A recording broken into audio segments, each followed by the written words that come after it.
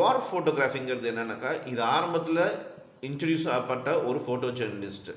So இதில் பார்த்தீங்கன்னாக்கா உங்களுக்கு அந்த சென்டர் ஆஃப் வார்க்கு நடுவுலையே அந்த இவர் ஃபோட்டோ எடுக்கிறவர் வந்து கேமராமேன் போய் ஃபோட்டோ எடுத்துகிட்டு வருவார். அவர் தான் ஃபோட்டோ ஜேர்னலிஸ்ட்டுன்னு சொல்லுவாங்க, வார் ஃபோட்டோ ஜேர்னலிஸ்ட். ஸோ இவர் வந்து தன்னோட லைஃபே ரிஸ்க் பண்ணி அங்கேருந்து ஃபோட்டோ எடுத்தவுடனே பார்த்தீங்கன்னாக்கா அந்த இடத்துலேருந்தே அந்த சென்டருக்கு வந்து அனுப்பிச்சி விடுவார். அப்புறமா பிரிண்ட் ஆகும். உடனே உங்களுக்கு வந்து லைவாக உங்களுக்கு இது கிடைக்கும், நியூஸ் கிடைக்கிற மாதிரி இருந்துச்சு. இந்தியாவில் பார்த்தீங்கன்னா எப்பயுமே உங்களுக்கு நியூஸ் பேப்பர் எடுத்திங்கனாக்கா ஏதோ ஒரு கலவரம், ஏதோ ஒரு தீவிரவாதம், இது அட்டாக்கு, இல்லை ஏதோ ஒரு பிரச்சனை, ஜாதி பிரச்சனை, சண்டை, இது எல்லாமே உங்களுக்கு 365 நாளும் இருக்கும். ஸோ நியூஸ் பேப்பரில் இந்தியாவில் இருக்க நியூஸ் பேப்பர் ஓப்பன் பண்ணிங்கனாக்கா இந்த மாதிரி நியூஸ் ஃபோட்டோ ஜேர்னலிஸ்ட் எல்லாமே நீங்கள் பார்க்கலாம், ஃபோட்டோஸ் எல்லாம் பார்க்கலான்னு சொல்கிறாங்க. Glamour photojournalism. Film stars and other famous personalities have become a major part of new coverage, as most people want to peep into the lives of the rich and famous. There are photojournalists who specialize in the kind of photography only are also called paparazzis, which is an Italian word. இப்போ other category, இன்னொரு category என்னென்னாக்கா film stars.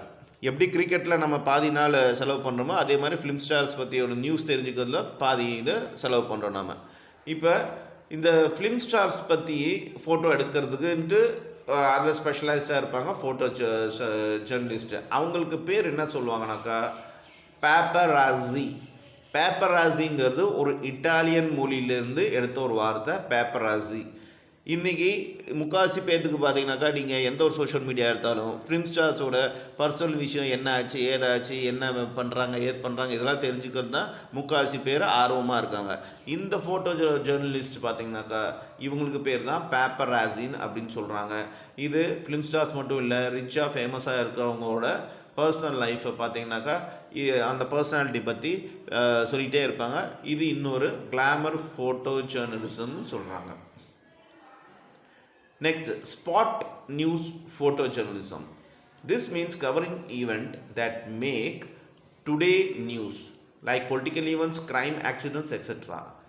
This is in fact the most common type of photojournalism and is most demanding for photojournalists. So ஒரு சில pictures நீங்கள் பார்க்கலாம், car accident ஆகிருக்க மாதிரி, இல்லை train accident ஆகிருக்க மாதிரி.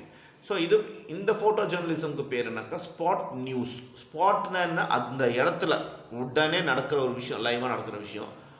So spot news photo journalism இவங்க என்ன பண்ணுவாங்கனாக்கா ஒரு இடத்துல ஏதாவது